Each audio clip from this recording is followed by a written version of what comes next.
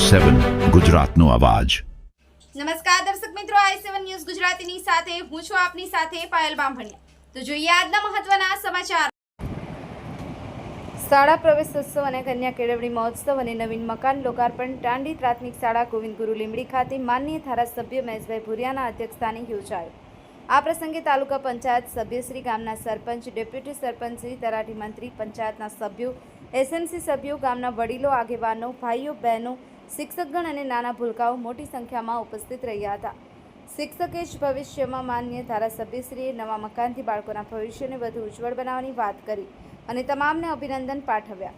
બાળકોને ભૌતિક સુવિધાઓ આપી શાળાને અદ્યતન સુવિધાઓથી સજ્જ થતી જોવા મળી હતી। શાળાઓ, આરોગ્ય, રોડ, રસ્તાઓની બંને તાલુકાઓમાં થતી જોવા મળે છે। આમ ઉત્સાહી અને કર્મનિષ્ઠ ધારાસભ્ય મહેશભાઈ ભુરિયાના હસ્તે શાળા પ્રવેશોત્સવ અને કન્યા કેળવણી મહોત્સવની સાથે ભૌતિક સુવિધાઓ આપી શાળાને સજ્જ કરતા જોવા મળે છે અને આખા કાર્યક્રમનું સંચાલન શિક્ષક પ્રવીણભાઈ ભાભોર નાઓ દ્વારા કરવામાં આવ્યું હતું। Bureau chief Kalubhai Damor, i7 news Gujarati, Dahod.